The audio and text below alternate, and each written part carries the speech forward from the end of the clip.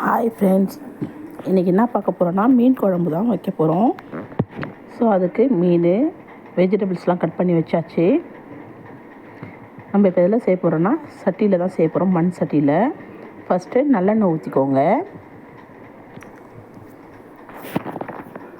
இது செக்கில் ஆட்டின நல்லெண்ணெய் தான், சுத்தமான நல்லெண்ணெய். ஸோ தேவையான அளவு நல்லெண்ணெய் எடுத்துக்கிட்டு அப்புறம் கடுகு, வெந்தயம், ஜீரகம், மிளகு, சோம்பு இது எல்லாமே கொஞ்சம் கொஞ்சம் போட்டிருக்கேன். இதெல்லாம் புரிஞ்சிட்ருக்கு. பூண்டு தட்டி வச்சுருக்கேன், பூண்டு சேர்த்தாச்சு. பூண்டு அதுக்கப்புறமேட்டா கருவேப்பிலை சேர்த்துருக்கேன்.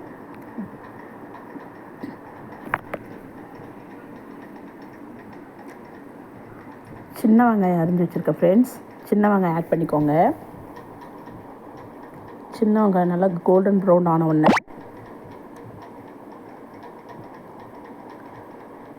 சின்ன வெங்காயம் போட்டால் தான் டேஸ்ட்டாக இருக்கும் ஃப்ரெண்ட்ஸ் மீன் குழம்பு. தக்காளி பழம் போட்டுக்கணும். இது ரெண்டும் நல்லா கோல்டன் ப்ரௌன் ஆன உடனே கல் உப்பு ஆட் பண்ணிருக்கேன் ஃப்ரெண்ட்ஸ்.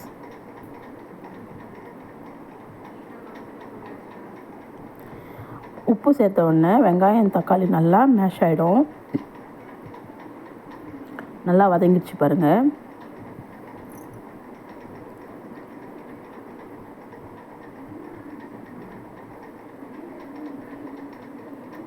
பாருங்கள் ஃப்ரெண்ட்ஸ், நல்லா வதங்கிடுச்சு.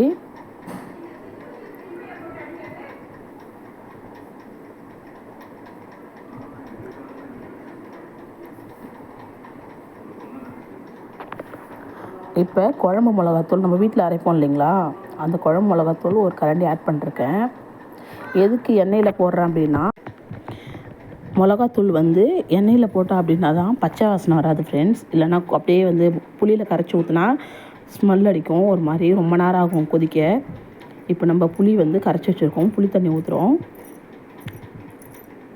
ரெண்டையும் ஆட் பண்ணியாச்சு. எல்லாத்தையும் கலந்துட்டு பாருங்கள்.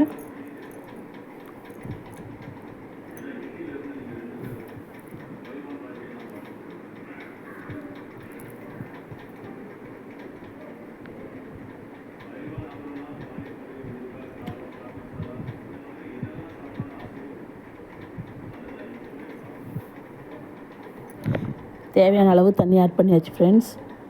இப்போ கொதிக்க விட்டுடலாம். நல்லா கொதிச்சிருச்சு குழம்பு. இப்போ மீனை போட்டுடலாம்.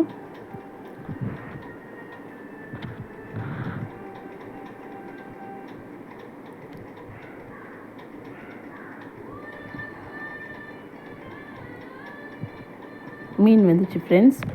போட்டு ஒரே ஒரு கொதி வந்தால் போதும், ரொம்ப நேரம் கொதிக்க வைக்காதீங்க. மீன் உடஞ்சிரும்.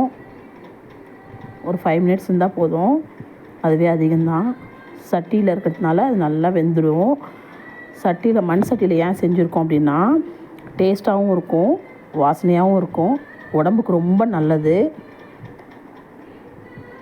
சில்வர் பாத்திரத்துலேயோ அலுமினிய பாத்திரத்தில் செய்கிறத விட மண் பாத்திரத்தில் செஞ்சு பாருங்கள், அதனுடைய டேஸ்ட்டே வேறு லெவலில் இருக்கும். நல்லா பாருங்கள், மீன் குழம்பு ரெடி ஆகிடுச்சு.